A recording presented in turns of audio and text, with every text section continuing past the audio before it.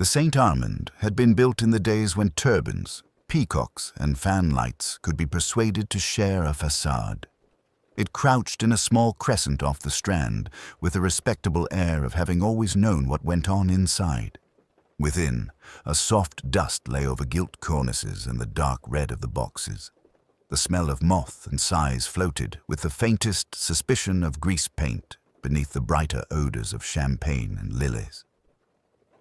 The amber lamp, an antique standard from the second act of the new play, stood at the far edge of the stage as though it had wandered out of the set and lost its way, its shade dropping honey-colored stillness into the grey gloom of the auditorium.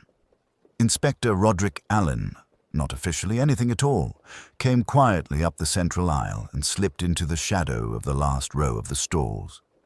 He had a faculty for becoming part of the furniture while remaining, quite unmistakably, himself.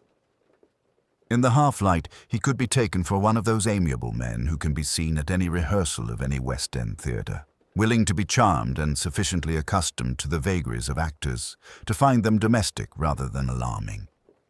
The invited audience, a particular diluted circle of money and manner, had been staged with a careful art. Lady Honoria Vane sat in the center of the third row as if it had been designed for her, with a program held between fingers that glittered faintly.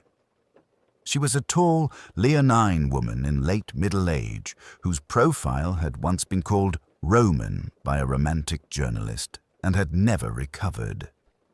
To her left, a girl wearing a sidrunt of pearls pushed back from a thin young throat watched the stage with the fixed attention of the very well brought up. To Lady Honoria's right was a bluff man whose moustaches looked like a pair of small cavalry sabers strapped beneath his nose. He spoke, when he did speak, as if addressing a mess table across wind and rain. On the stage, the company of the Glass Willow arranged themselves, largely for effect and for their own amusement. Basil Lymond, who was the reason, according to most of the posters, to see anything at all, had one foot upon a stool and his hand on his hip. His profile, even from the back, showed that his nose was nicely found and his chin determined.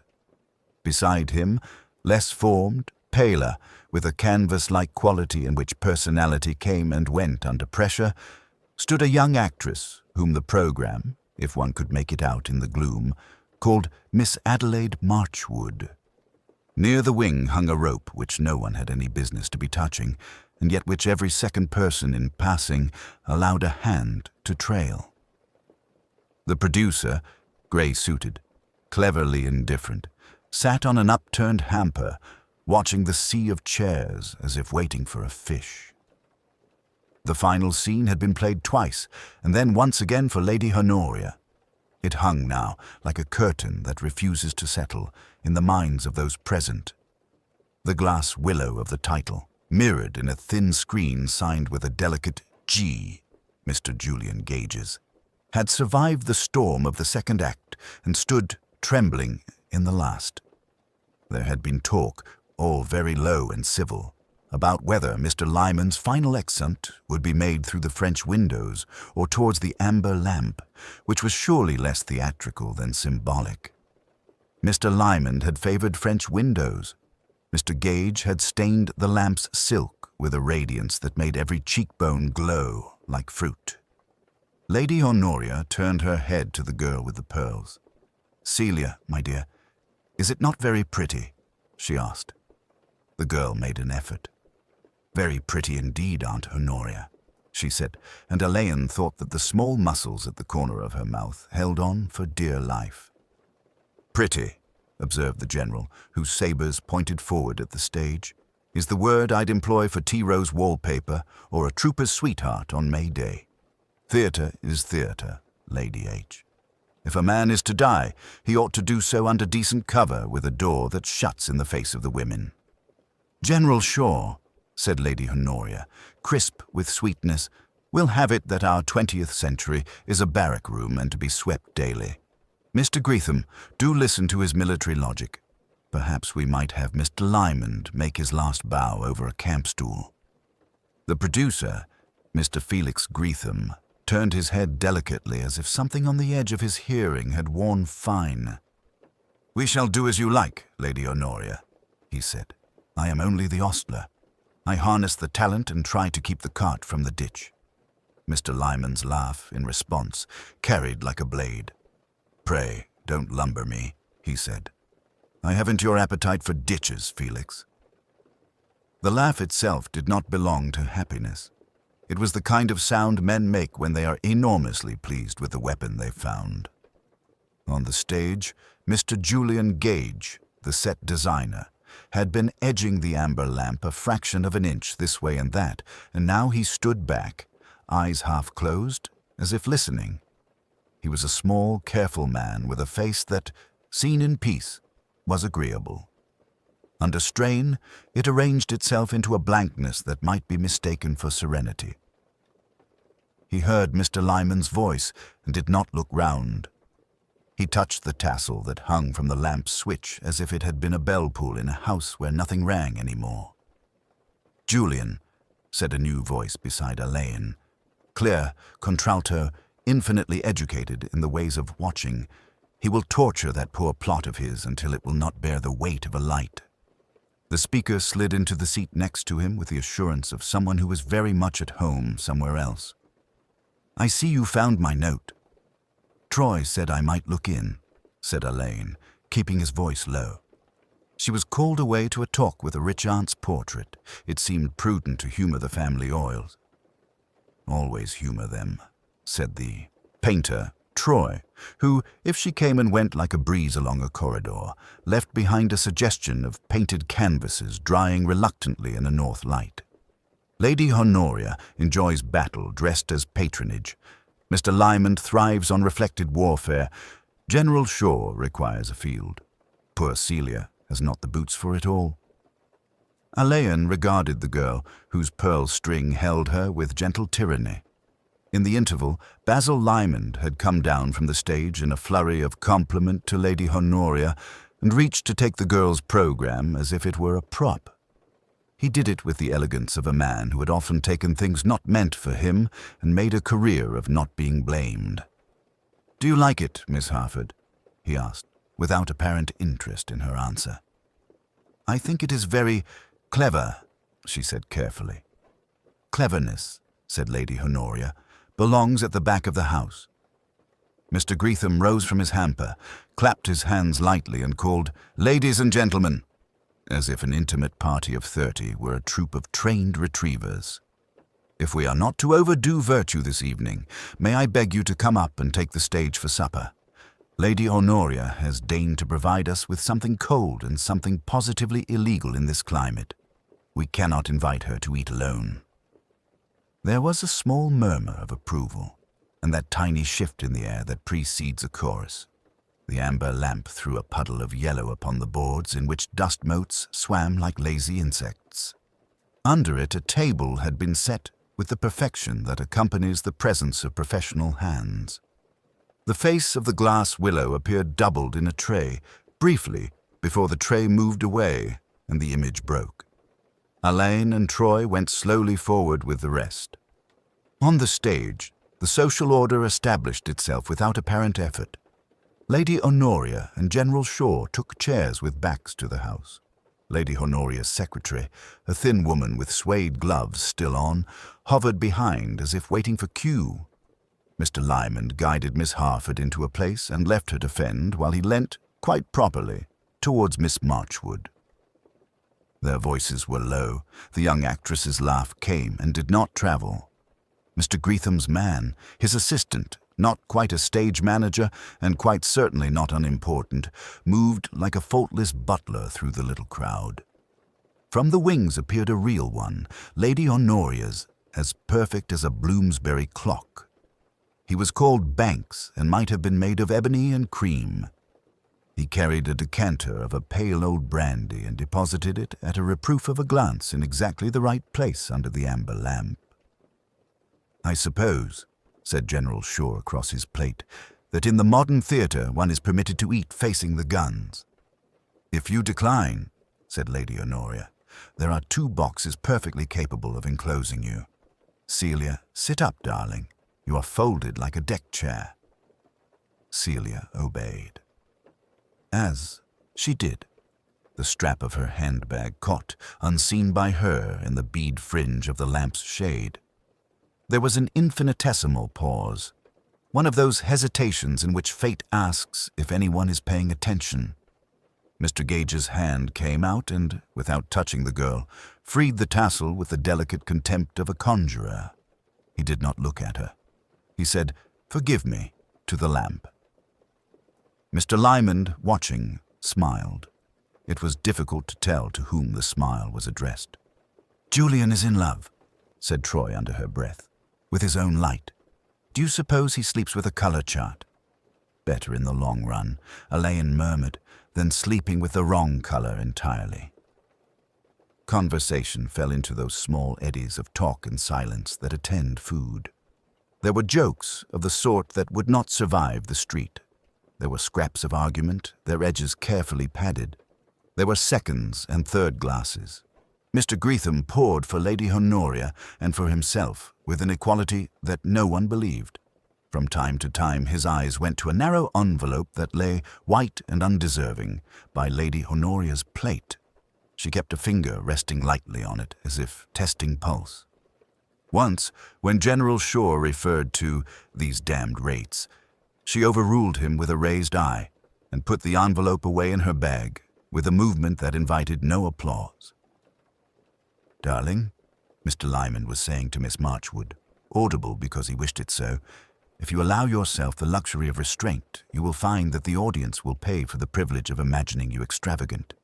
They like nothing so much as to be thought respectable and to be told the opposite. You must stand under Julian's romantic contraption and seem virtuous. It is an old trick and as vulgar as the British public." "You are very good at old tricks," Miss Marchwood said without much heat. She was perhaps 24. She watched the brandy decanter with the attention one gives to a thing that is both a temptation and out of reach. "How long must one seem virtuous?" "Until the curtain," he returned. "Then we are all safe," said Troy. Alleyn ate quietly and watched. He observed Miss Lydia Price, Lady Honoria's secretary, unobtrusively blot her upper lip with the corner of a napkin and very quietly ask, "Banks for water." He observed Mr. Gage cross once and then again to move the lamp by increments one would have sworn did not exist, until the pool of light fell exactly upon the white envelope had it not been removed, and after that upon Lady Honoria's hands. He observed Mr. Greetham not eat very much and keep smiling. He saw Miss Harford, who had eaten nothing, search for something in her handbag and not find it, and stop searching when Mr. Lymond looked at her. He noted that the tassel of the amber lamp, when touched, clicked softly as if a small mechanism were housed in the stem. "Do you mean to stay?" Troy asked him. "I think so," said Alleyn. "There is something unfinished." She smiled. "Somebody is rehearsing," he said, "who has not yet had a part assigned to them." Someone dropped a fork. General Shaw said, "Damn," quite unconsciously. Lady Honoria's smile flashed and went. The amber lamp, touched by Mr. Gage again, seemed to consent and to fix its attention. From the flies above, with the obedience of a house trained to calm, a bell tinkled its civilized little summons. The second supper was over. The second act, which had no place here, would in time begin in another fashion. For the present, they were an elegant island under a warm and flattering light, and the sea around made no sound at all. The house was quieter than seemed possible.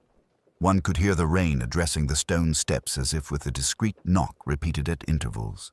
Somewhere a shutter ticked softly back and forth in a draught that Stokes, with professional regret, had yet to hunt out.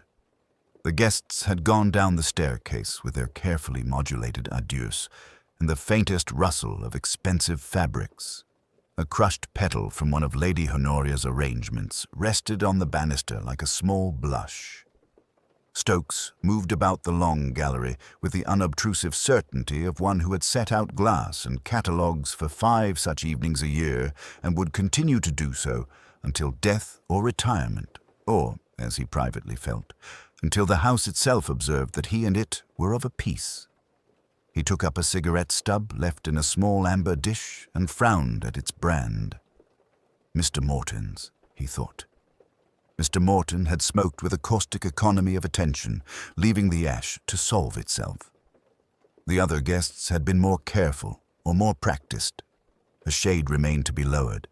One of Mr. Armitage's canvases, Lady Honoria's own portrait, pale as an opal, still leaned against the length of the amber-shaded lamp to catch at its honeyed light. Stokes adjusted the angle of the lamp out of an almost proprietary caution. To the butler's mind, one did not lean anything against a lamp, even for effect. He was replacing a glass on its tray when he became aware of Miss Celia behind him. "I left my fan," she said, in that soft voice of young ladies who did not intend to be overheard by older ones. "A ridiculous thing with mother of pearl. Aunt will mind the expense, though she would never say so." "It will be in the blue drawing-room, miss," Stokes said. "By the French doors, if I may presume to remember." Miss Celia smiled quickly in acknowledgement and ran off on light shoes that scarcely belonged to any audible category. The house accepted her departure with a small breath. Julian Armitage came back, later than was tasteful for a guest, and more familiar than Stokes would have liked to see him. He had, however, the look of men who forget their possessions as a kind of punctuation to their significance. "Sketchbook," he murmured, by way of apology, gesturing vaguely. "I was scribbling notes. Such a pity one must ransack one's own head the morning after without them." "Of course, sir," said Stokes, and made no movement to assist. Mr. Armitage knew very well where he had left his sketchbook. The amber lamp, obedient, warmed the long room with its exact circumference of light.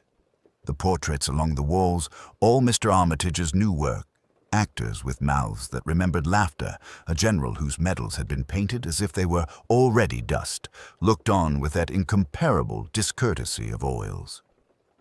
Mr. Armitage stopped just inside the doorway, and there was the smallest hesitation, as though his eyes had tripped and needed to right themselves.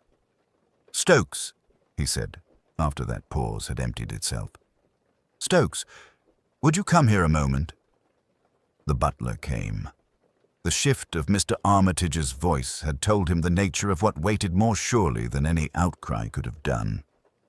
The figure in the chair beyond the amber circle had been, a short while before, all bristling certainty and opinions that treated other people's work as scaffolding for their own. Now it was, under the lamp's modest benevolence, simply at rest. Felix Morton sat with his head a little bowed, as if listening. His right hand had fallen palm up on the chair's arm, with a stiff formality that was almost stagey. A thin, unremarkable glass, one of Lady Honoria's better set for sweet wine, stood within reach. On the low table beside him, a catalogue had been lidded with his hat, in the old-fashioned way that suggested he did not entirely trust print. Stokes did not touch the hat. He set his fingertips to Mr. Morton's shoulder with a mild, respectful pressure. "Sir," he said.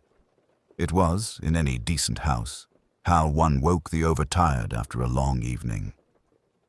Mr. Morton did not answer. There was, for a moment, a small and silly instinct in Stokes to apologize. Mr. Armitage was speaking again, this time too quickly. "He was perfectly well not half an hour ago. I spoke to him at the door. He made that crack about the amber falsity. You heard? And then he looked for his gloves. He must have sat down, that is all. People do it. They sit down." "People do it," Stokes agreed, in the tone one offers to a child in a thunderstorm. "If you would be so good as to fetch her ladyship." Lady Honoria came at once, without that disturbance of person which suggests recreating oneself for an emergency. She paused just outside the amber circle, and then, as if recognizing a border one must cross with dignity, stepped in.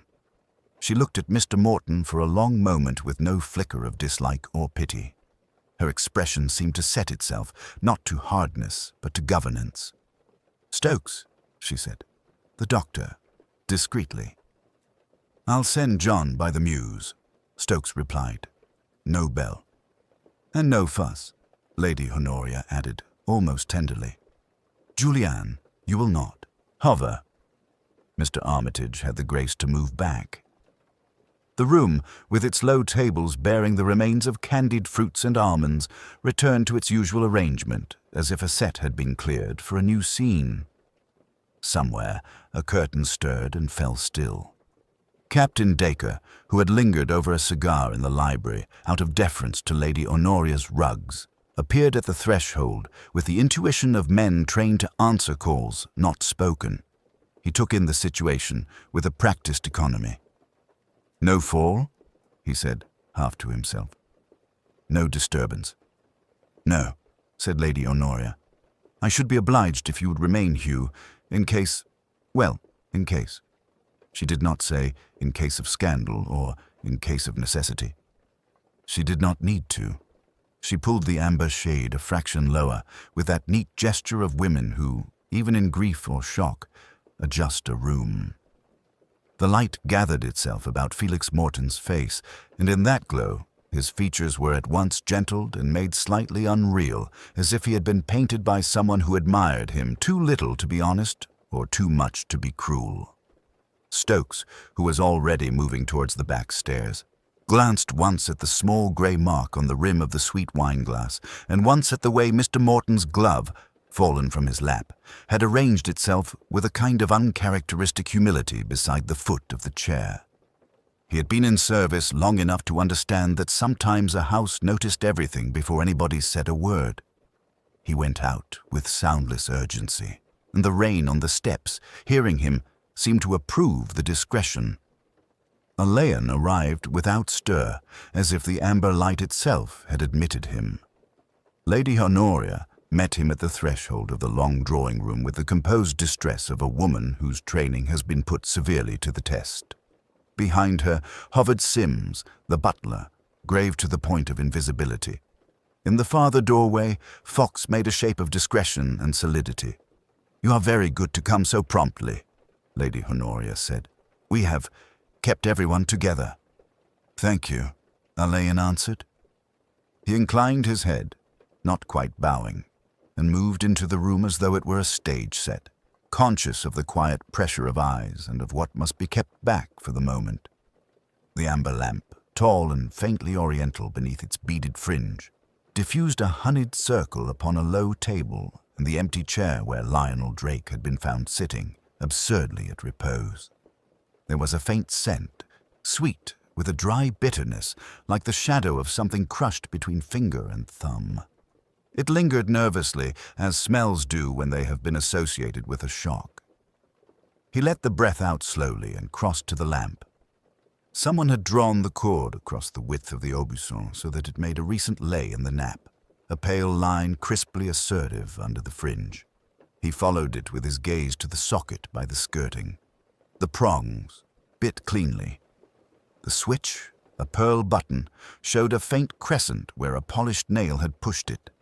He touched it with one finger.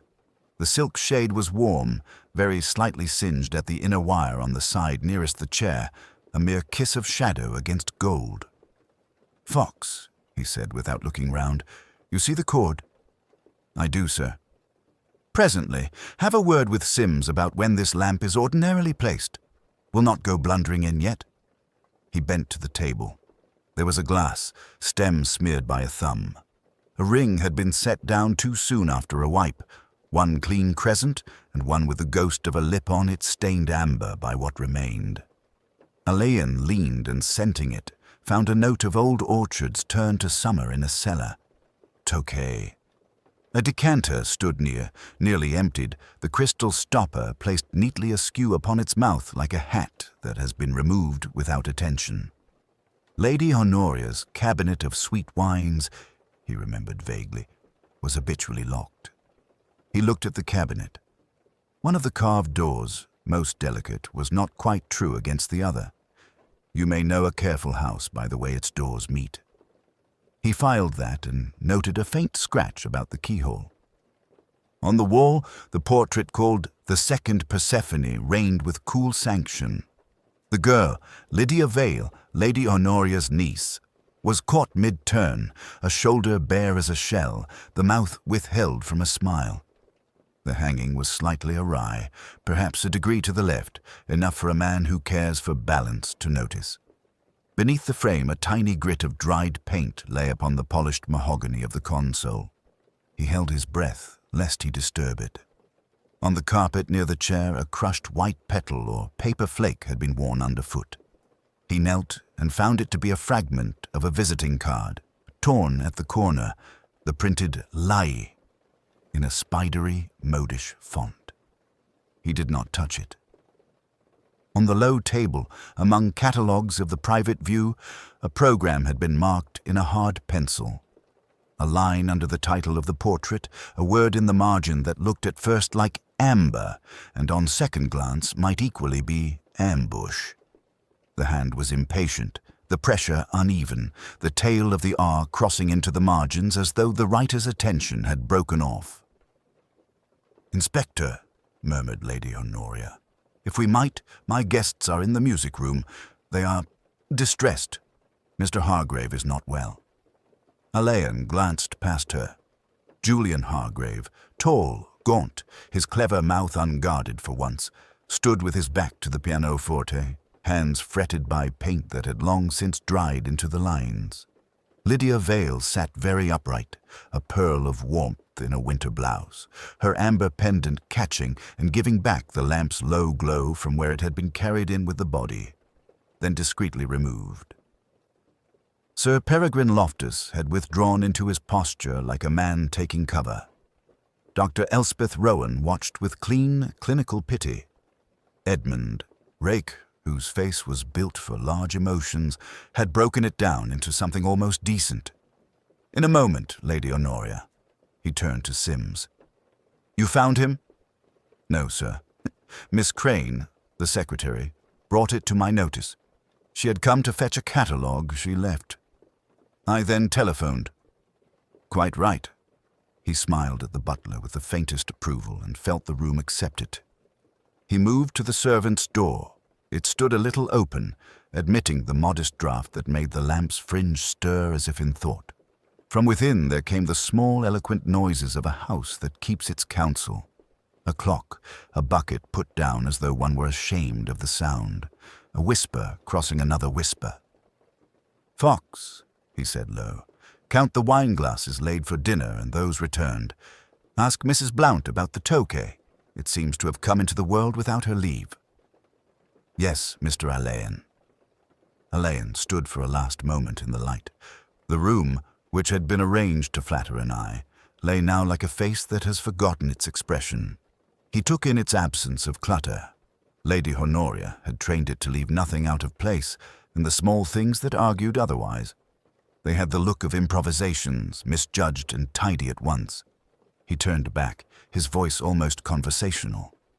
"If you please, Lady Honoria, perhaps we might sit together in the music room for a little.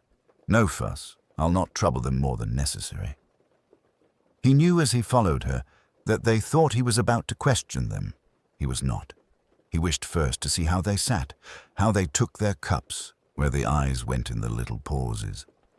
The amber light at his back touched the nape of his neck. He felt it in the way one is aware of a gaze. Lady Evelyn received Alleyn in her morning room, which had contrived to keep its head above the tide of taste. It was feminine without concession. Flowers that had not been arranged sat calmly in a Chinese bowl, and a portrait of herself at 19 regarded its older original with a candor now tempered by wit. She asked if she might send for tea. Alleyn thought of Fox and said he would be grateful. "I suppose," she said, "that I must begin at the beginning. Godfrey was not well pleased this evening. It is the sort of thing one says, and yet it is true." "In what regard, Lady Evelyn?" "He did not like the portrait of Imogen under the amber shade. He said it was too merciless. He meant, I think, that Nicholas had painted her as a person and not as a promise." Lady Evelyn looked briefly out of the window. He had made so many promises for Imogen. Promises signed with a pen or with influence. Influence is the more binding ink, Inspector.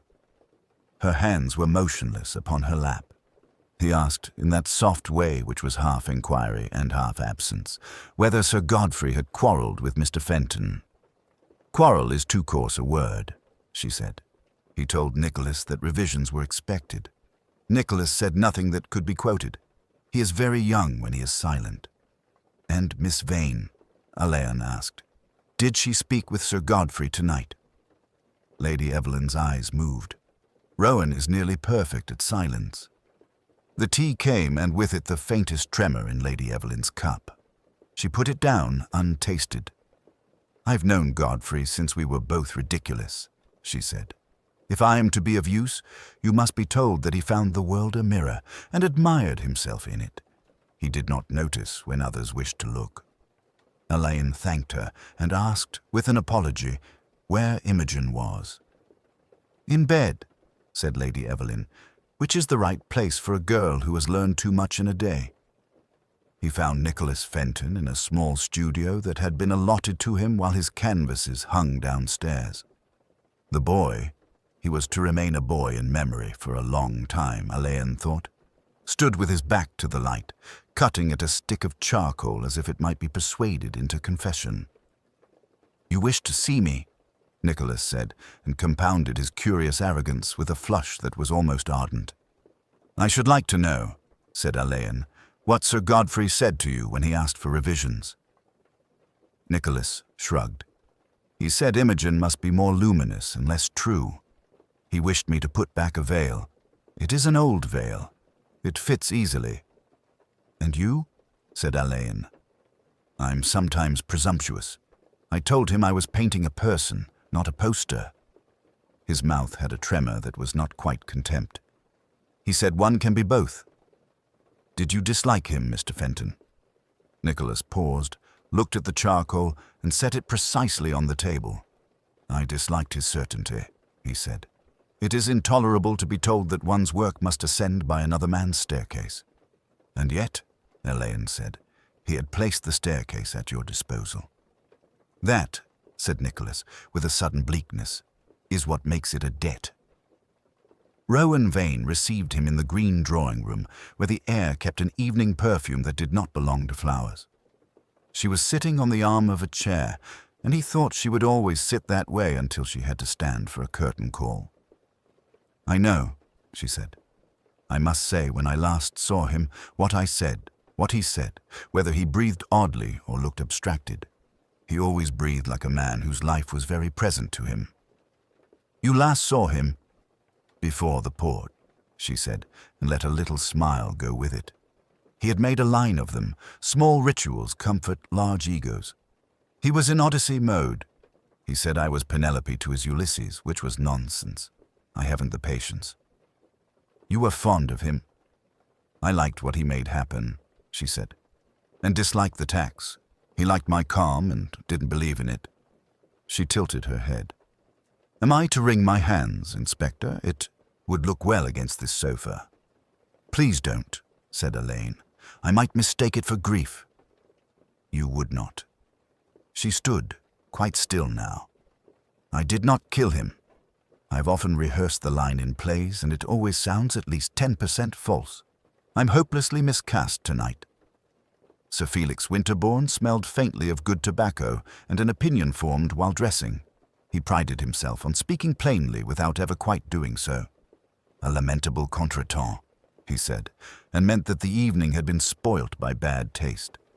Lane was a fellow one didn't like to like, but he had a sense of theatre that made even his pauses articulate. If I were writing it up, I should say, "No, forgive me." "You may say it," Alleyn said.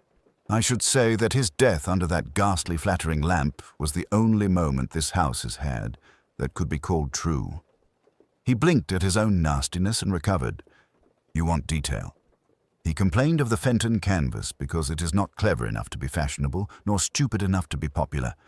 He told me he would manage the boy. He used that word often. It made him irresistible and insupportable. "Did he drink tonight?"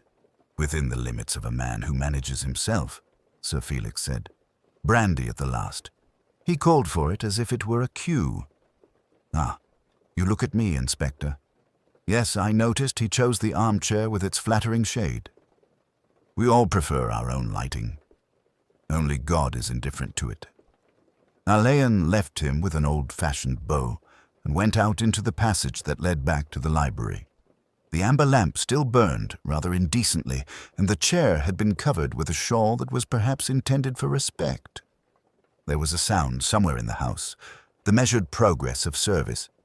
The butler had announced his presence without entering any room, which is a difficult accomplishment.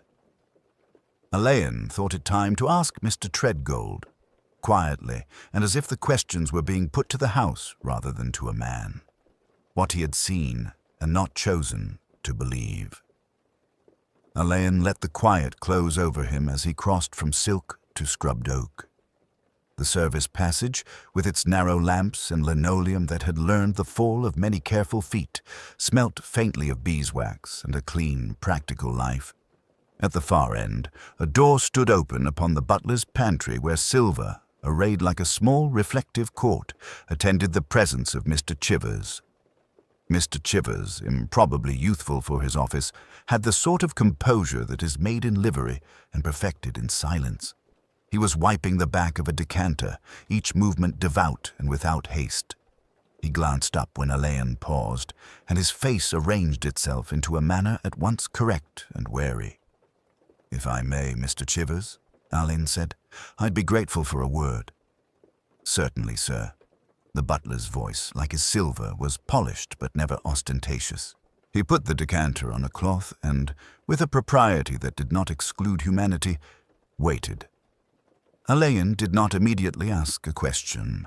He allowed the pantry to speak first, the orderly racks, the ledgers stacked like parsonage Bibles, the bell-board with its little names in tidy gilt, and the shadows of wires rising like stems to a restrained canopy.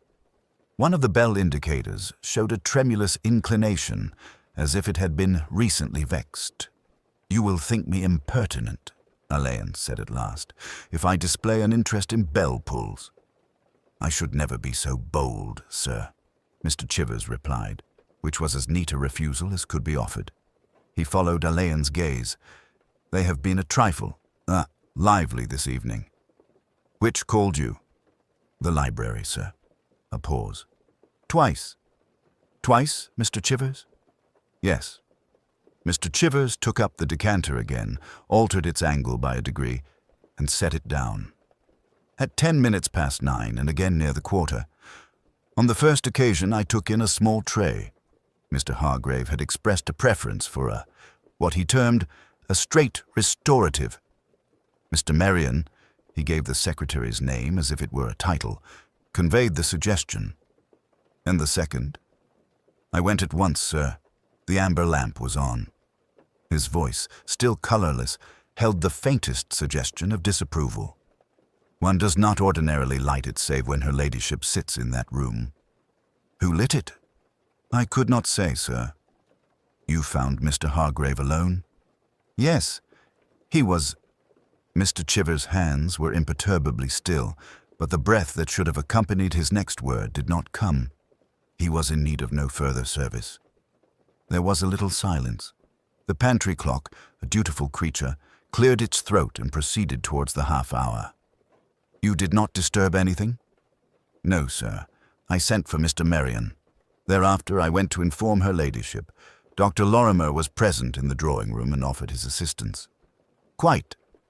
Alleyn looked down at the ledger with its column headed "Wine Out." The careful entries presented themselves without vanity.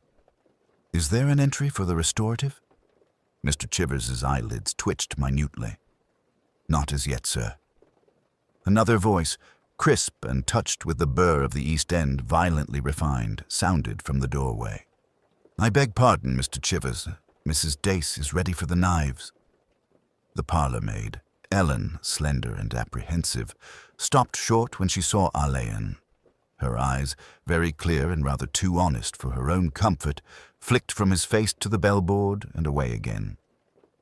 "Come in, Ellen," said Alleyn before the butler could dismiss her with propriety. "No knives at present, but perhaps you can help me with a question about a lamp." She stood very straight. "If Mr. Chivers approves, sir." "Her ladyship's wishes are paramount," Mr. Chivers said softly. within reason. Ellen's fingers chapped along the knuckles despite their care, worried at the edge of her apron. "I polished the amber shade this afternoon," she said to the pantry floor. "As I always do if there's company. Mr. Chivers keeps the cloth. I don't light it, ever. That's not my place." "Did you see it lit before you were called to the library?" "No, sir. When I went to fetch a cloth from the landing cupboard, I saw a streak of light under the door. That was at 1:15. I thought—" She stopped herself. "Yes, that it was a pity. It bleaches the bindings when the cover's too bright. Mrs. Dace says so." "Who else uses the landing cupboard at such a time?" Alleyn asked, almost idly. "Mr. Merrion sometimes. He keeps his papers in the top where the mice can't get at them." "In the top," repeated Alleyn, as if it were a conversational nicety. "There was a smell," Ellen added suddenly, and glanced in terror at Mr. Chivers. "I mean, there often is, sir. Her ladyship's scent, or the Russian leather on the blotter, or the cigars. Only this was sharp." Mr. Chivers said in a pleasant, uninflected voice, "Ellen will not trouble the gentleman with impressions. We endeavor to present facts." "Quite so," said Alleyn. "And your facts, Ellen, are that you polished the lamp, you did not light it, you saw it lit at 1:15, and you smelt something sharp." Ellen swallowed. "Yes, sir." The housekeeper, Mrs. Dace, came down the passage with a tray of knives wrapped like infants. She had the formidable calm of her kind and a domestic conscience that would have intimidated a bishop. She inclined her head to Alleyn, but spoke to the butler. "I shall require the small key to the spirit's cupboard." Mr. Chivers produced it with a deference that suggested a treaty. Alleyn watched the exchange. "Mrs. Dace," he said, "you keep your mistress's household running on rails. Were they kept tonight?" "They were, sir," Mrs. Dace replied, "within the scope allowed." She turned her steely gaze upon Ellen. The parlour-maid forgets there is no advantage to remark. "Even so," Alleyn said, affable as a guest, "households that run on rails sometimes run over those who lie across them. The amber lamp. Does her ladyship often sit there of an evening?" "Not often when she entertains," Mrs. Dace said. "But Miss Lucy favours the room. She says the light makes her look like a Gainsborough. It does not." "Did Miss Lucy use the room tonight?" Mrs. Dace's pause was not long, but one felt the weight of it. She went upstairs after the soup. "I saw her come down again near 9. She looked cold. I asked if she wanted a shawl, but she did not answer. Where did she go?" "I did not follow her," said Mrs. Dace, an answer as exact as a shut door. Alleyn smiled slightly, as if at a private quibble in a Latin text. "Thank you." At the pantry threshold he paused. "One last thing. The library bell. Would you indulge me?" He stood aside and let Mr. Chivers, with great form and a faint reluctance, pull a small brass handle fixed near the nearest architrave. In the pantry, the library indicator answered, bright and decorous. "It misbehaved earlier," Mr. Chivers said. "On the second occasion, it rang more. Slowly." "Slowly?" Pressed and held. "One does not do that, sir. It is importunate." Alleyn looked beyond the butler at the silver ranks, at the bell-board whose small windows had their own impassive eyes. He had the sensation again that in this house things had been done as they ought, and yet there was a vibration under the order like a resonant string. "Thank you," he said, and went away, carrying with him the faint, lingering notion of something sharp that had no business in a civilized room, and the image of a small key passed between careful hands. He had not asked for the key's provenance. He did not need to. The servants had told him in their way as much as they intended. The rest lay between politeness and fault. By the time Inspector Julian Ashcroft returned to the music room, the house had resumed its old domestic music, a soft brush of bristles somewhere along the corridor, a distant clink in the pantry, that timid, well-bred silence which is a great house's preferred reply to misfortune. The amber lamp glowed again, as if nothing in the night had argued against it, washing the chaise and the little lacquer table in honeyed light. Mr. Poole, measured and immaculate, stood near the hearth with the air of a man who will not present himself as useful until asked. He bowed with the exact inclination he might have given a duchess and a dust mote. "I wanted," Ashcroft said, "to trouble you again, Mr. Poole, about last night's service. If I may be of assistance, sir. You spoke yesterday of her ladyship's routine. When is coffee normally served?" "In the small morning room at 5 minutes to 11, sir. The Sèvres cups with the cornflower borders. Sugar in lumps. No lemon. Her ladyship does not like lemon with coffee. She rings thrice upon the silver bell. I go myself." He paused. "Last night was irregular." "In what way?" "The bell was not rung." Ashcroft let the silence wait. Poole, after a moment, filled it without seeming to hurry.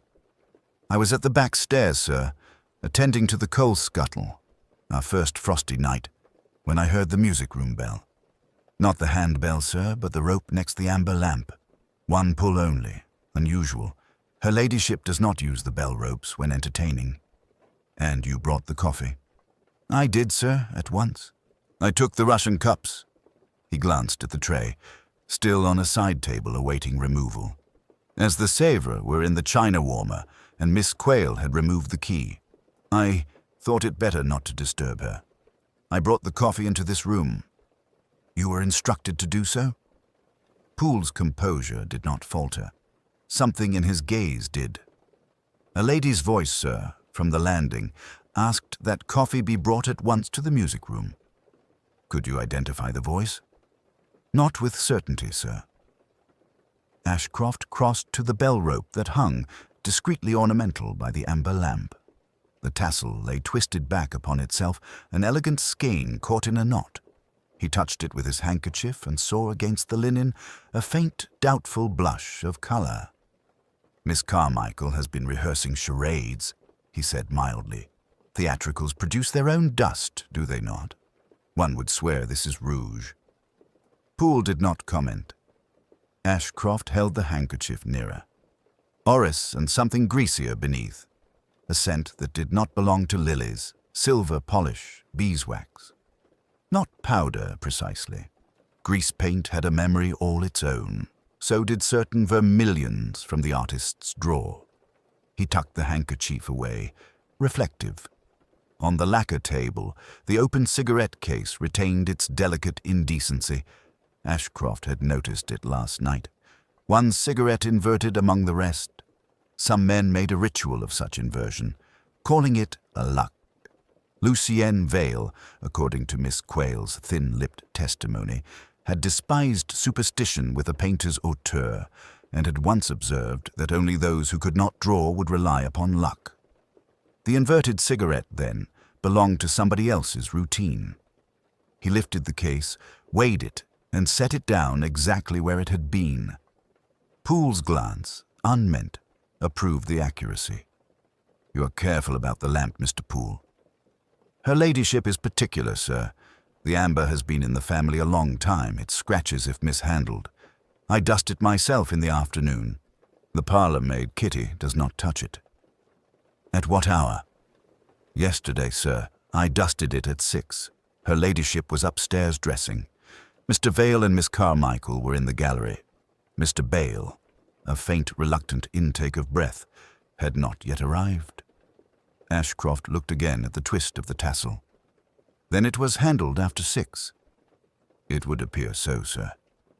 He stepped to the fireplace, where the tiny, ceremonial fire had been relaid and left unlit. On the mantel, the silver bell sat with its mouth turned toward the room, untouched. Routine had been guided elsewhere, with intent. He thought of the Russian cups replacing the Sèvres, of a bell used that ought not to be used, of a cigarette made lucky for a man who scorned luck. "Mr. Poole," he said, still examining the bell, "when you brought the coffee, did you find Mr. Vale already seated?" "Yes, sir, under the lamp." "And the shade, was it as it is now?" "As it always is, sir. Her ladyship likes the fringe to lie flat." Ashcroft's glance dropped to the fringe. One bead, amber on amber, had been threaded back through itself, so that the line was imperfect in a way only a devotee would see. Someone had tugged, quickly, possibly with a gloved hand that lacked sensitivity for such niceties. He saw the scene as a stage manager might, a house that drilled itself in ceremony, offering, in its very perfections, the map of an intrusion. From beyond the hall came the softened tremor of a bell different from any he had heard. The front door bell with its old-fashioned timbre. Footsteps approached, retreated. A pause. Then Miss Quayle's low contralto in parley. Ashcroft stood quite still, and the amber light, so constant, seemed to settle itself with him, as if it too would wait for whatever letter or visitor had arrived to complicate the tidy tyranny of routine. The morning was of a washed clarity, a pale afterthought of rain rinsing the brickwork of St. James's and lending the plane trees a polished air. At Brant House, the curtains were drawn back as if for a matinee, and the drawing-room, with its cool, unflurried colours, accepted the day as one accepts a guest who arrives without warning and sits down without apology. Alleyn stood a little aside, by the mantel with its delicate Adam frieze, and watched the small ceremony of breakfast unfold with a show of normality. Lady Leonora, in a pale blue gown and pearls that lay against her throat like drops of frost, presided. Her hands did not tremble. They were, if anything, excessively still. Miss Clara Fane, too eager in her attempts at quiet, passed toast to the actress with such care that it drew attention to itself. Lydia Montrose, in a robe that implied an intimacy with adversity, accepted coffee from Mr. Pym as if she were accepting a cue. The critic, Verrill, folded his napkin with the fastidiousness of a man who prefers paper to food. Miss Judith Lake had not yet appeared. "I shall be obliged," Lady Leonora said, "if we might dispense with the newspapers this morning." Verrill murmured, "A mercy," and let his glance slide towards Alleyn as one acknowledges the presence of an expert witness to whom facts are a formality. It was then that Pym entered with a silver salver on which lay a single envelope. "The second post, my lady." Pym's voice had altered since the night. It had deepened into a register that was respectfully empty. Lady Leonora looked at the envelope, and the slightest movement, a fractional tightening, made Alleyn aware that she had recognized the hand before she allowed herself to see it. "Bring it here, Pym." It lay before her, the thick cream paper with the Brant cipher, addressed in a fine, authoritative script to Miss Lydia Montrose. Lydia's hand, with its theatre of rings, reached and checked itself. "Shall I?" Lady Leonora said. "If you please." Lydia broke the seal with a small, careful sound that everyone heard. There came a breath's pause, the ambered hush one feels before a curtain goes up, and then Lydia unfolded the single sheet. "My dear," she read, "it is better that you do not depend upon me. The arrangement we discussed is no longer practicable. You must make your own course. J.B." She lifted her eyes and found that Alleyn's were already upon the envelope. "Sir Julian's hand," she said. "You see?" Alleyn said very gently, "May I look?" She passed letter and envelope without protest, and Alleyn, standing by the window, turned them in the paired light. The writing had the command of a hand used to authority. The envelope was franked at the St. James branch, a faint, precise impression.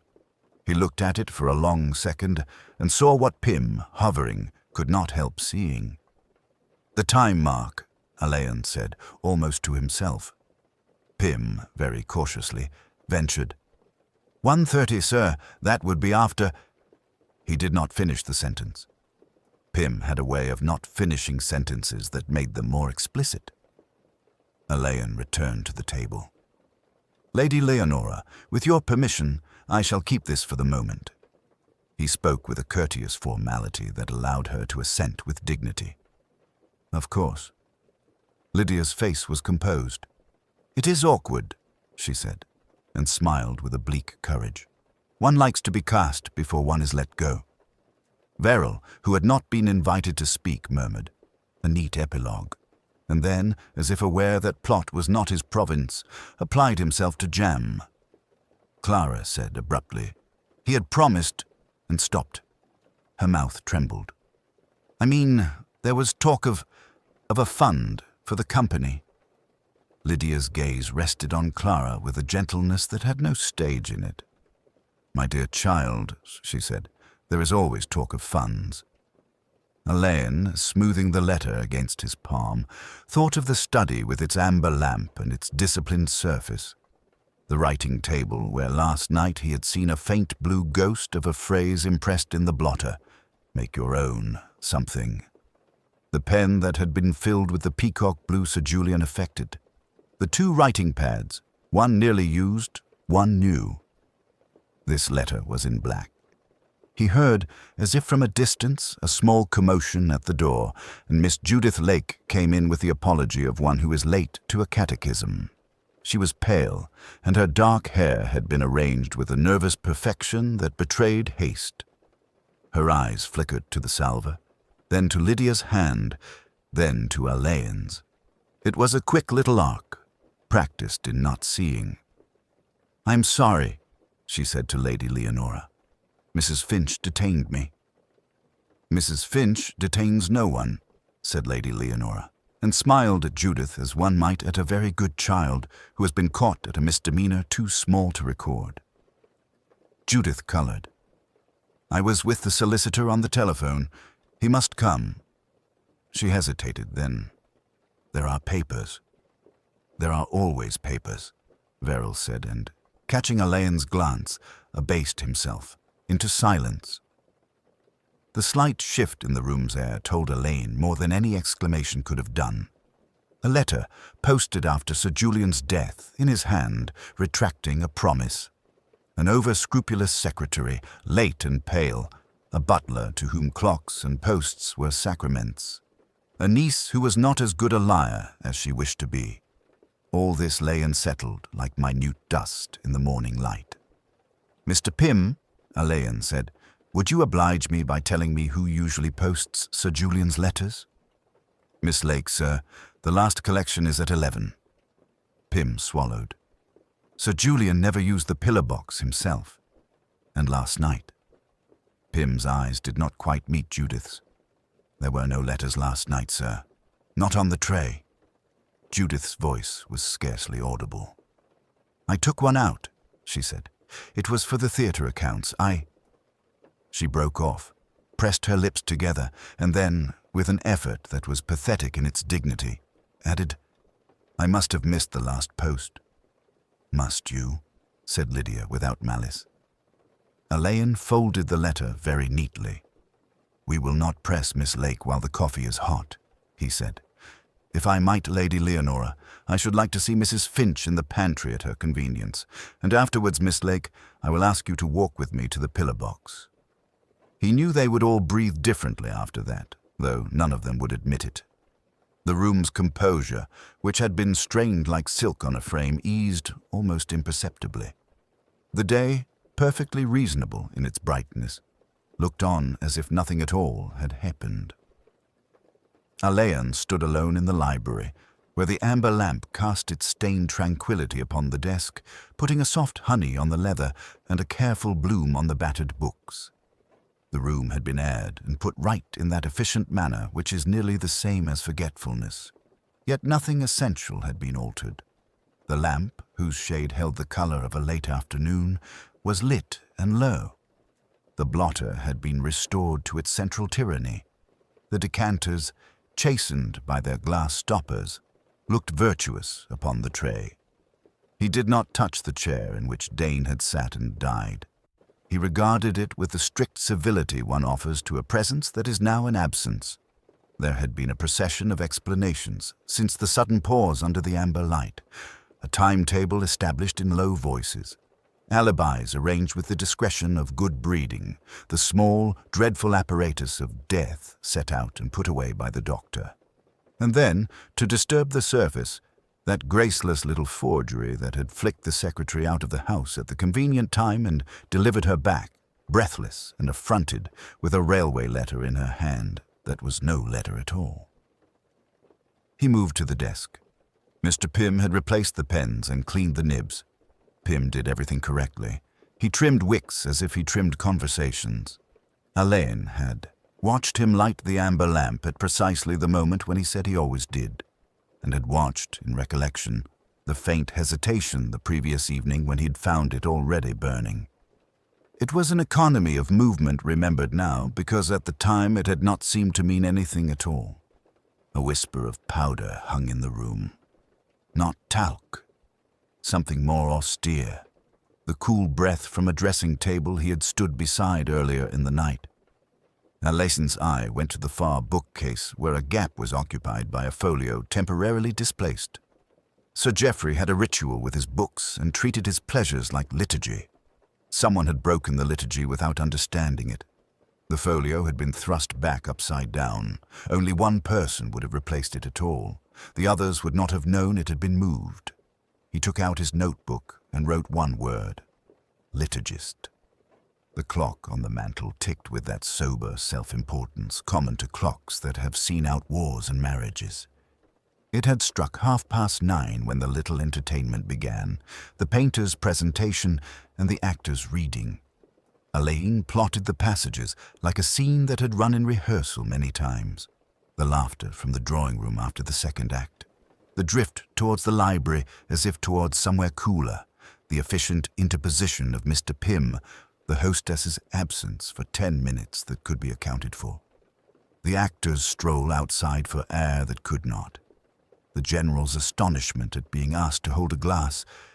The physician's thoughtfulness over the temperature of a decanter.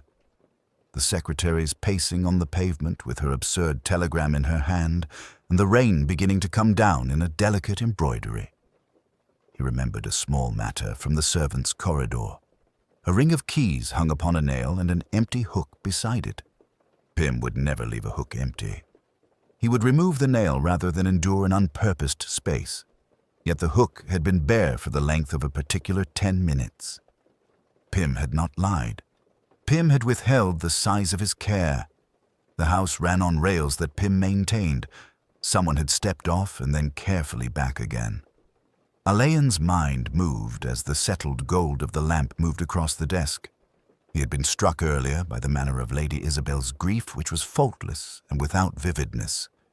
It is not the business of men like Alleyn to set store by how women mourn. Still, she had said her husband disliked candles unless they were absolute, and had gestured towards the amber lamp with that quick, proprietorial touch which betrays the habit of putting things right when one is not strictly responsible for them. She had turned the shade a fraction to correct its tilt. The turn was to the left. He had noticed those hands. Long, pale, the nails immaculate, the index finger scarred near the knuckle from some childhood enterprise. The scar was on the right hand. He put down another word: left. Peter Quain had the air of a man with lines to say and no audience. He produced his own applause in nervous phrases and then had nothing to do with it. He had flushed at questions about timing and turned sulky when they touched upon money. Jealousy and the theatre go together like velvet and dust. But jealousy requires a stage. This murder had been done in the vestry. It had been quiet. It had taken understanding. Quain understood himself. Alleyn was not certain he understood Sir Geoffrey. The painter, Lydia Calder, had observed more than she drew. She had noticed the pattern of rings on the desk and had said rather carefully that last night there had been only one, not two. She had spoken as if the second glass, lifted for demonstration by the general, had annoyed her composition. One ring had been made by something warmed. The lamp provided heat if one held a glass above it. Pym would not. The physician would have remarked upon the absurdity. The hostess might have done it in ignorance and then undone it in dread, but she had not come here before the death.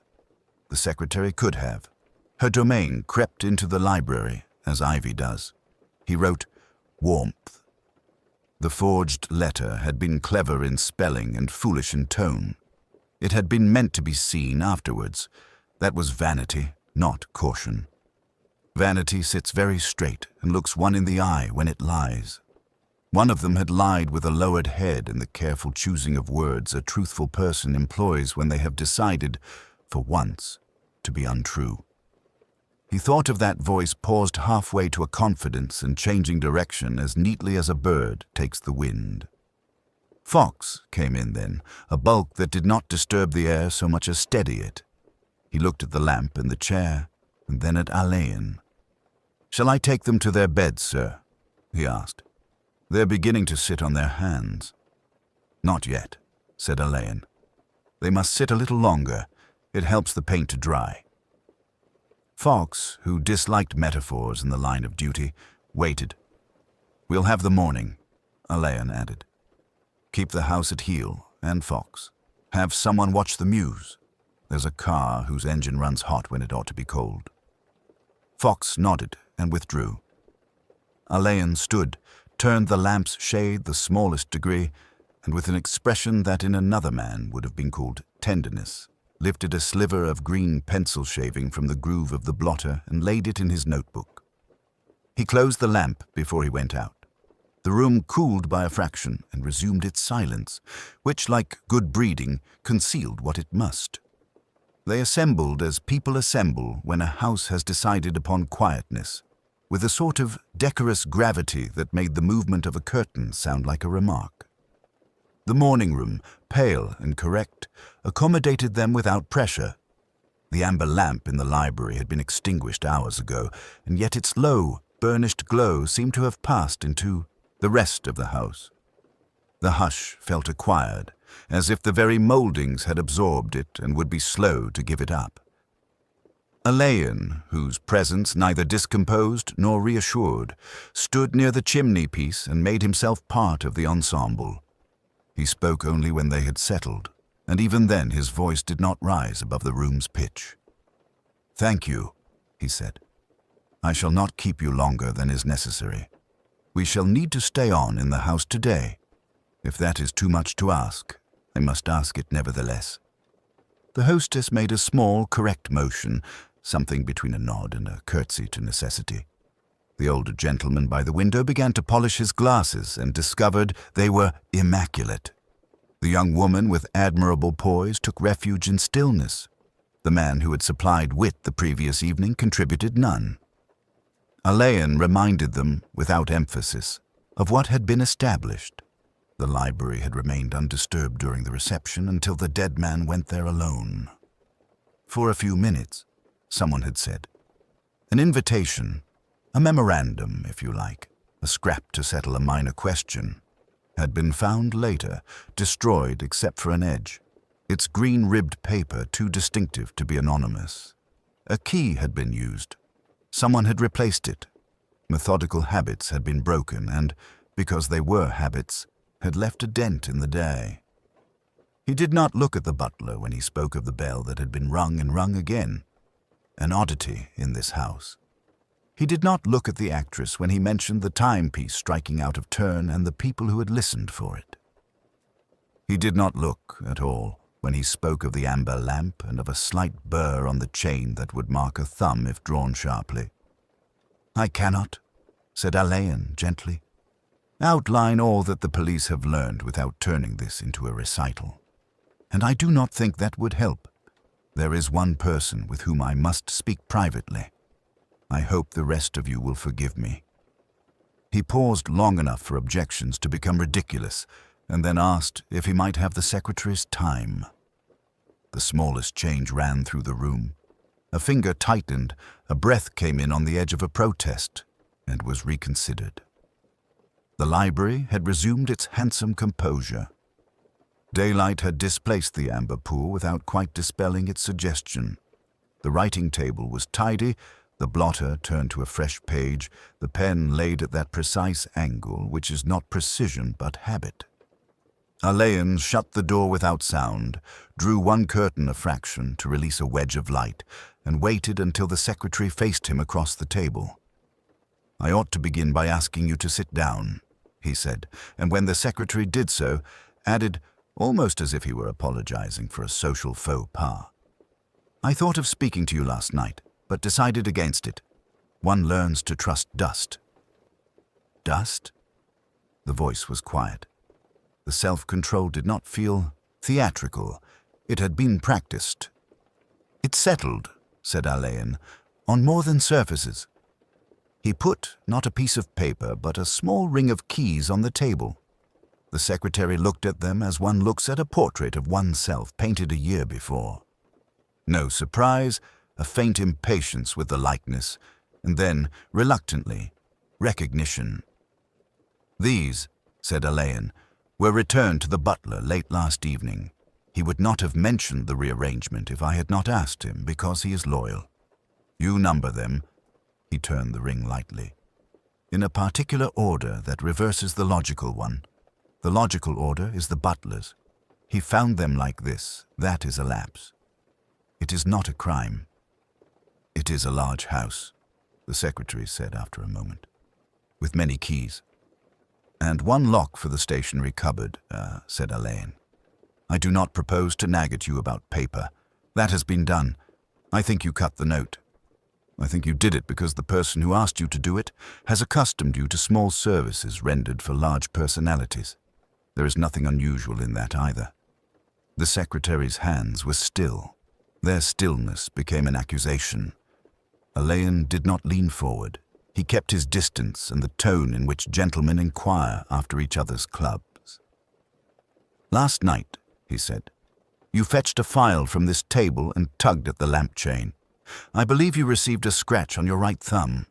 You have treated it with iodine. You did not cry out. I have noticed that you never do." "You notice much," said the secretary, "and you accuse very little."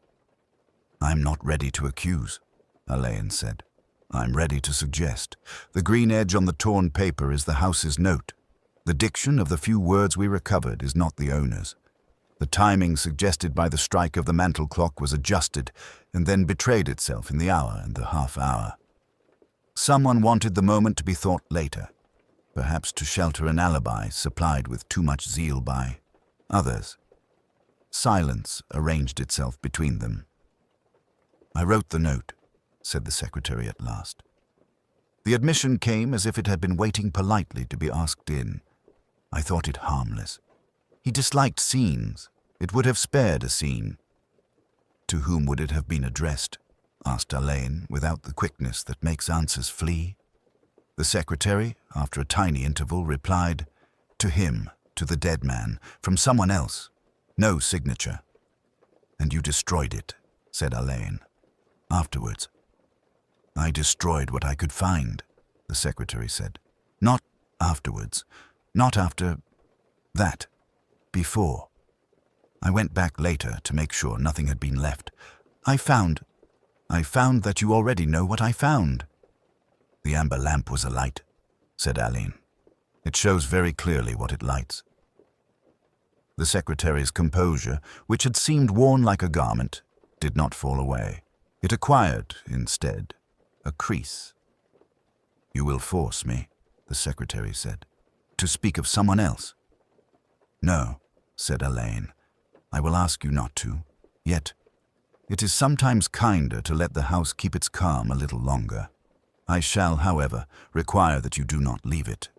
"I had not intended to," said the secretary. The tone was courteous. The note under it was exhausted. Alleyn rose. "Thank you," he said. "If you are asked, you may say we discussed routine. That will be perfectly true." He opened the door to a corridor in which the quiet persisted. It was not triumph that he took with him, but a knowledge that the careful skein he had traced now led into the room next along, a room where courtesy had been practiced for a lifetime and might make, under pressure, its first unconscionable demand. They assembled, as people will, in the room that had become, by the quietest of offices, a kind of chapel. The amber lamp burned with its softened aureole. Mrs. Braithwaite sat upright on the settee, hands folded. Verity Lascelles had put off her rings and sat very still. as if a matinee had emptied itself from her eyes and left them clear. Ivo Dane took a chair by the hearth and pinched the bridge of his nose, his theatrical patience grown grave. Celia Graham kept looking at the bowl on the side table and then away, as if she mistrusted her own gaze. Lionel Pike, neat and self-effacing as ever, stood behind the chair he might have claimed and did not. Alleyn, who had been for an hour called from the room to telephone and to send men on errands that were not errands at all but quiet necessities, now returned. He took the amber lamp's circle as if it were a speaking place. Blackett hovered in the penumbra by the door, present and self-effacing in one. "I think," Alleyn said, "that there is little profit in further fatigue. If you will allow me, I should like to make a short statement. It concerns small things, very small, and if I trespass on your patience, forgive me." No one spoke. The amber light made their expressions finer, gentler, almost sculptural. "You have been good enough to indulge me," Alleyn went on, "in my inquiries into the arrangements of this room and of your evenings here. Ritual, Mrs. Braithwaite. Your household is not without its charming rituals. Mr. Blackett has a way with the lamp and with the tray and, most particularly, with the little glass bowl." Mrs. Braithwaite inclined her head. "Blackett is thorough. It is his distinction." "Just so. He replenishes, on Thursdays, the bowl with those pastilles Sir Peregrine favoured for his throat. Sir Peregrine did not drink spirits. He took water and one of those pastilles, after talking. He talked last night. He took one." Celia drew in a breath and controlled it. "I'm obliged to the laboratory," Alleyn said, "for a word in return for my importunities. There was cyanide in that pastille. Not in the batches only, a whole. In one only. Our man, whoever he was, had a reason to know that Sir Peregrine would come into this room and would take a sweet from that bowl. He had a reason to prefer the pastille to the glass." Ivo lowered his hand and watched Alleyn steadily. Lionel Pike remained very still. "Mr. Blackett told me," Alleyn continued, "that he prides himself on the Thursday habit. He does not like to be forestalled. Yesterday the bowl was full before he came to it. He noticed it. One notices intrusions upon one's own exactness. And he put the tin back in the pantry. He did not mention it, because a well-run house contains such silences. But the lid of the tin was not seated. Mr. Blackett, who seats it with the same quarter turn, noticed that too." Blackett's eyes, pale and strained, flicked to the group and away. "It was unlucky," Alleyn murmured, "to be neat among the neat, and to be neat wrong. I'm afraid there is more.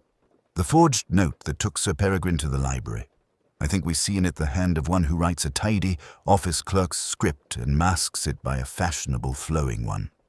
The arithmetic has its own style, Mr. Pike, and you gave me in your accounts a sample of it, the same hand." Lionel Pike blinked once. "Are we at the theatre, Inspector? It is very artfully put together." "I am afraid we are in a house." Alleyn's voice was courteous. "Your position as trustee made you intimate with the household's economies. You knew of the Thursday routine.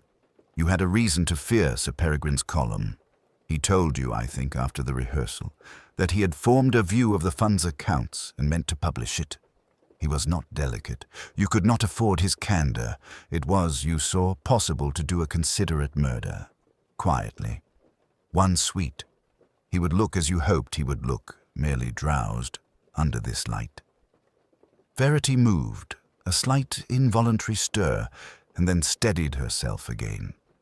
Mrs. Braithwaite's hands tightened once upon each other and were still.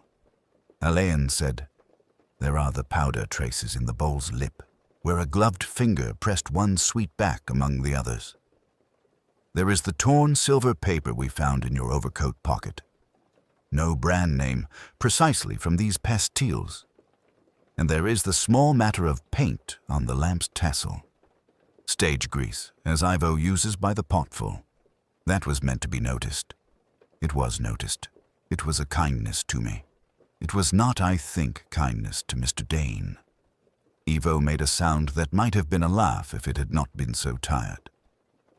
Lionel Pike looked at the lamp. "One doesn't expect," he said, "so much light from a shade." Alleyn inclined his head. "No, there is no need," Mr. Pike said, "to trouble Mrs. Braithwaite with particulars." His tone had the worn courtesy of a man writing a note after dinner. "If you will permit, I should like to send a brief letter. 2, perhaps." "We will manage that," said Alleyn. "And if you will come with me now, Mr. Pike." Lionel Pike removed his hand from the chair back very carefully, as if it might break. He looked at Mrs. Braithwaite, and then at the bowl, and then at no one at all. "I never thought," he said, "that anything would smell so clear." He hesitated. It seemed a merciful method. Alleyn, whose face had altered not at all, said, "Mercy is an exacting word." He stood aside.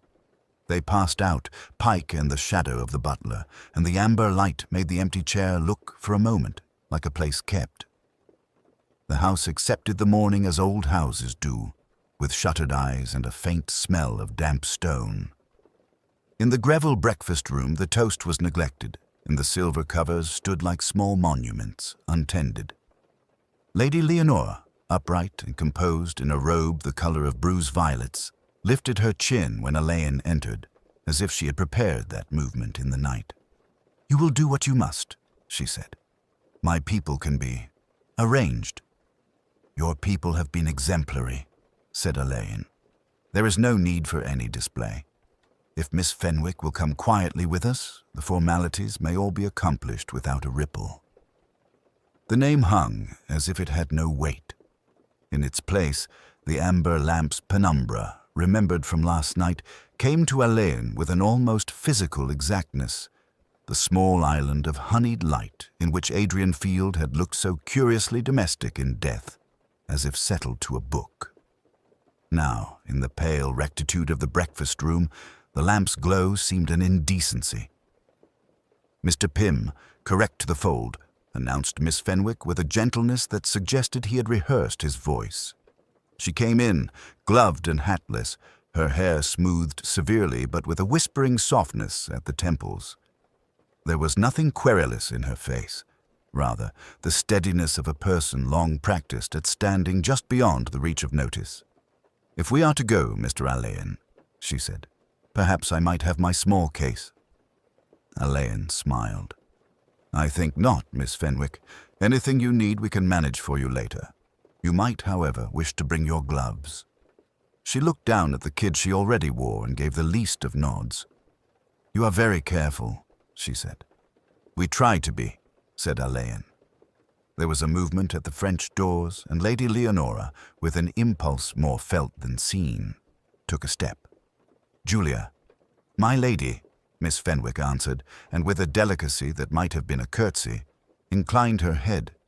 "You should not have—" "Oh, well," Lady Leonora said, and her hand went to the pearls at her throat with the exactness of habit.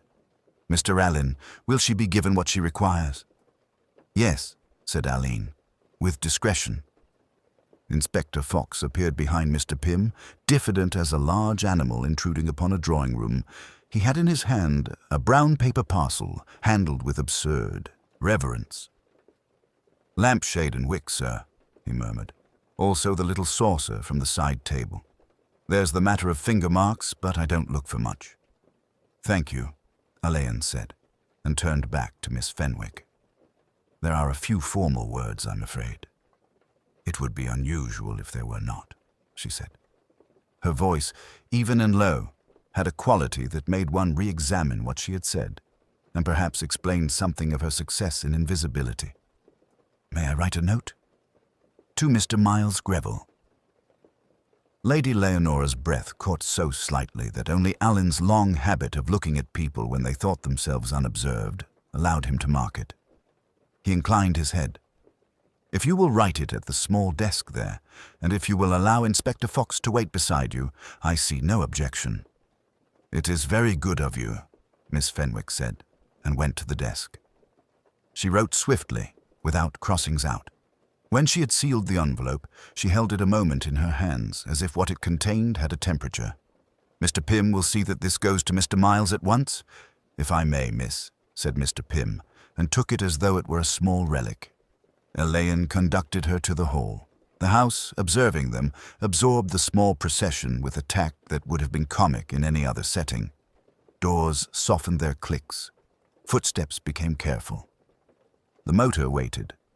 London outside had put on its grey and its traffic noise like a cloak against indiscretion. In the car, Miss Fenwick looked out with a curious interest, as if she were visiting an old city after long absence. "Your colleague," she said presently, "wrapped the lamp as if it were a holy thing." "Merely as if it were evidence," Alleyn replied. "It did what I wished," she said, almost confidentially. "It made everything look kinder."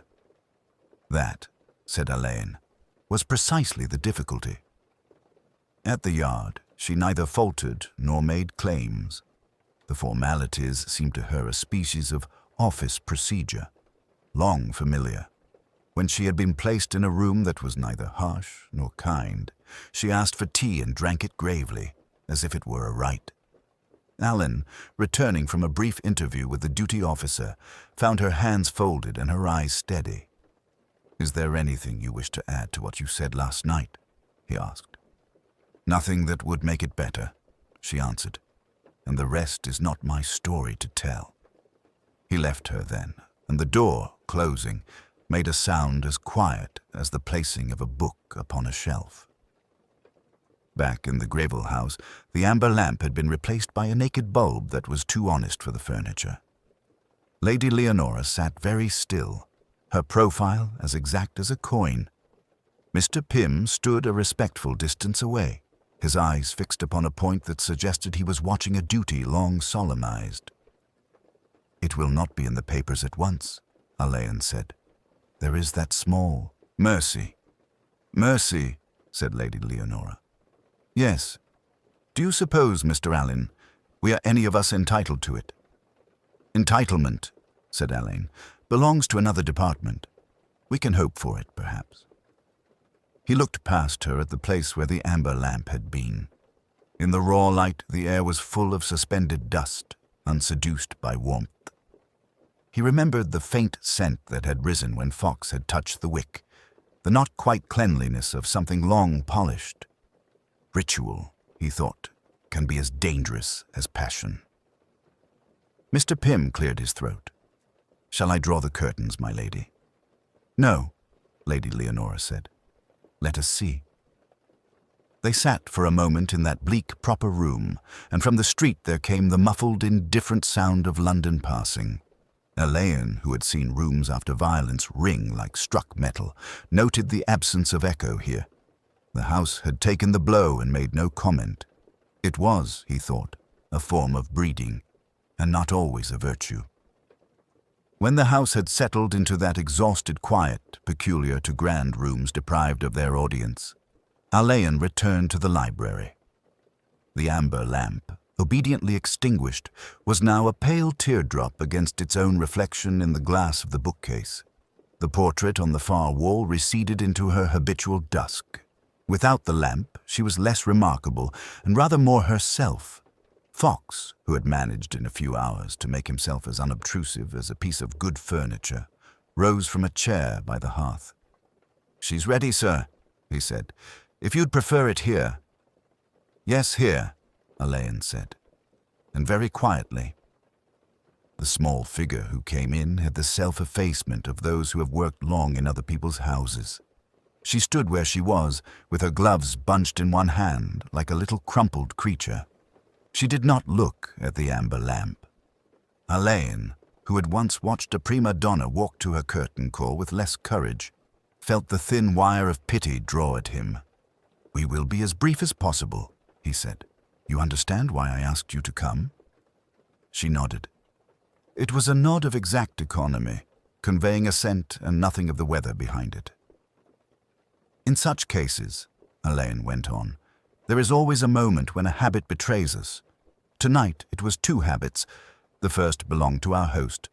The ritual with the amber lamp, do you see, had its own tiny choreography. He sat always in this chair. The shade was always raised 3 amber beads along the chain. The glass, his little amber toast as he called it, was placed to his right on the octagonal table. The butler, very properly, never varied it, because variation is vulgar and makes people nervous. She did not speak. Only her hands made a slight chrysalis of the gloves. The second habit, which is rather more intimate, was yours. You are left-handed. If you put a glass down beside a right-handed man, and you do so in a hurry without thinking, you are liable to place it in reach of your own comfort. The glass from which he drank had a faint print where a left thumb had steadied it on his left. The butler is right-handed and is punctilious. He told me that he never places any guest's glass to the left unless directed. Tonight, no one directed him. Yet the glass was left.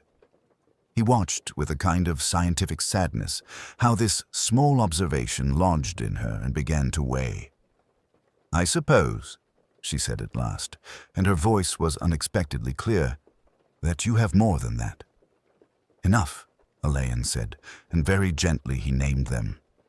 "The forged letter about the bequest, its typing is yours, the ribbon is your own. The trifling alteration in the museum's tone, no curator writes 'magnificent' twice. The amber lamp itself, lowered by 2 beads, when it has for years been set at 3. You are shorter than the butler and our hostess, and you did not think, in your anxiety, to raise it to its customary height. The smell, too. Warmed mastic has a ghost of almond in it. Hydrocyanic acid has the same. No one noticed because this room is always faintly of varnish when the lamp burns. It was, I think, part of the reason you chose that moment." "It is a terrible room," she said, with sudden force that was the more terrible for being bloodless. "All that looking and none of it seeing. She looks—" and she nodded, not at Alleyn's face but towards the portrait. "And they think they see goodness or wickedness because of a shadow under her lip. He lived for that kind of seeing. He would have gone on with it until he had given away everything that was decent in him, and he would have smiled, and the amber lamp would have made it seem a gesture. I thought, if it were to end, it should end under that light." She had composed herself again. "I did not mean him to suffer." "I don't think he did," Alleyn said. "It was very quick." "And the letter?" Fox asked, because it sometimes fell to him to be commonplace in the service of truth. "I wanted a day more," she said. "Only a day, so that the painter would be afraid of exposure and go away. So that she," and here the faintest trace of contempt touched her mouth, "would play her scene badly, as she does when she is frightened. It is a mean thing to forge a letter. I had supposed myself above it. It turned out I was not." Alleyn said after a moment, "It may be a comfort to you that you have not tried to cast your blame elsewhere. We shall go now. There will be no difficulty.